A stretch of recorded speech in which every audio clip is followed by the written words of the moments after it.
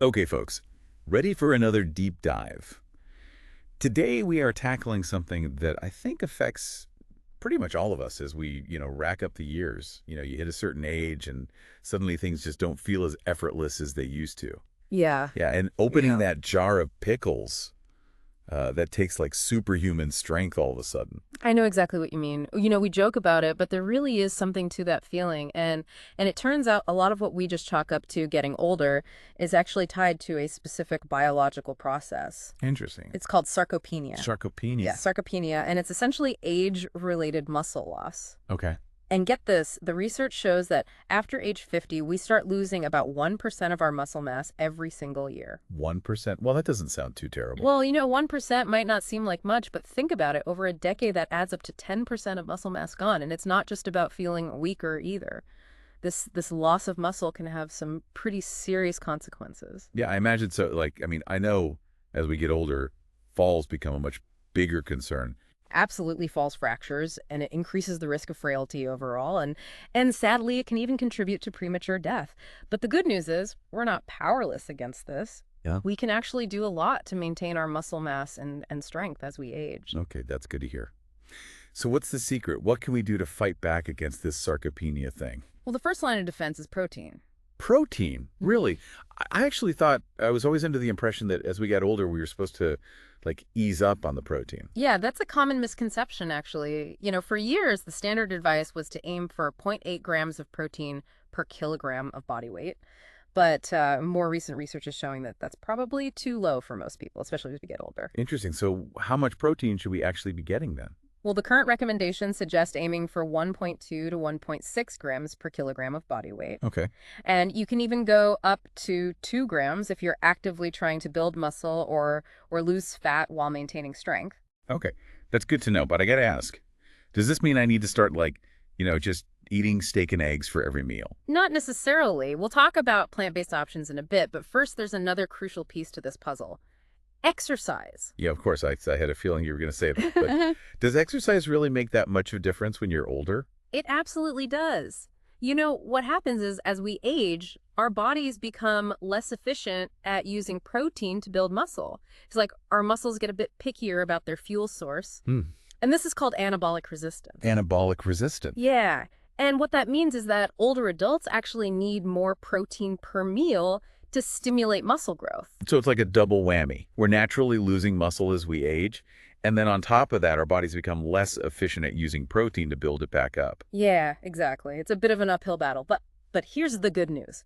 Research has shown that combining resistance training with a higher protein intake can really make a huge difference. Okay, so what kind of difference are we talking about here? Does this actually move the needle? Oh, absolutely. It can significantly counteract those age-related declines. There's a leading researcher in this field, Dr. Stuart Phillips, Okay.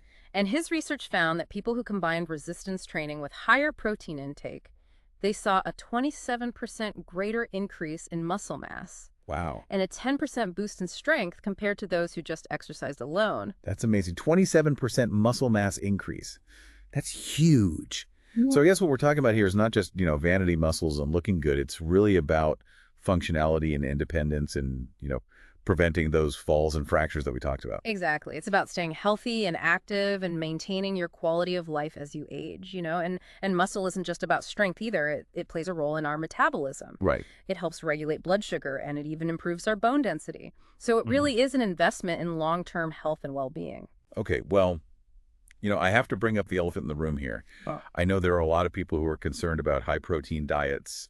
You always hear those rumors about kidney problems and other health risks. So what's the truth there? Yeah, those are definitely valid concerns, and it's important to address them. Studies have consistently shown that a higher protein intake doesn't harm kidney function in healthy individuals. Okay. But it's always a good idea to talk to your doctor if you have any specific concerns. And actually, exercise plays a protective role here too. It helps regulate certain growth factors that, when combined with an active lifestyle, might even reduce the risk of certain cancers. Interesting. Okay, so we've established protein good, exercise good, but what about the type of protein? Does it matter? Is animal protein the only way to go, or can plant-based eaters get in on this muscle building action too? That's a great question, and the answer is both animal and plant proteins can effectively support muscle health. However, plant-based proteins, they often have a slightly different amino acid profile. So if you're following a vegetarian or vegan diet, it's important to focus on getting enough protein overall and to vary your sources. Yeah, that makes sense. So things like beans, lentils, tofu, quinoa nuts, and seeds are all great options. Yep. And there are also some excellent plant-based protein powders out there if you need a little boost. Yeah, absolutely. Yeah. Okay, so let's wrap this up with some actionable steps for our listeners. What are the key takeaways that people can put into practice today to start, building and maintaining that muscle? Sure. So the first thing is protein. Aim for that 1.2 to 1.6 grams of protein per kilogram of body weight daily, Right. and try to spread it out evenly over your meals. Makes sense. And then, of course, don't forget the resistance training. Aim for at least 2 sessions per week, working all the major muscle groups. Okay, and what would those be? Like, what are some examples of good resistance training exercises that people can do? Well, it really depends on your age and fitness level. But for beginners or older adults who are just starting out, bodyweight exercises are a great place to start. Right. Things like squats, lunges, push-ups. You can even do push-ups against a wall if you need to. Right. And planks. As you get stronger, you can add weights or resistance bands. Yep. Or you can try other activities like yoga or Pilates, which also build strength and flexibility. Yeah, I love that. Yeah. So, it's not just about hitting the gym or, having a fancy home gym setup. There are ways to incorporate strength training into your routine no matter where you are or what your fitness level is. Exactly. And don't underestimate the power of just staying active in general. Regular movement makes your muscles more responsive to protein and helps prevent those age-related declines in strength and mobility. So the bottom line is a strong, healthy body isn't just for, the young and athletic. Right. It's something we can all achieve no matter our age with the right approach. Absolutely. What small change can you make today to increase your protein intake or add some strength training to your routine? Yeah, that's a great question for everyone listening. Remember, it's never too late to invest in your health and well-being. So true. All right, folks, that's it for today's deep dive. We'll be back next week with another fascinating topic. Until then, stay strong, stay healthy. And stay curious. We'll see you next time. Bye.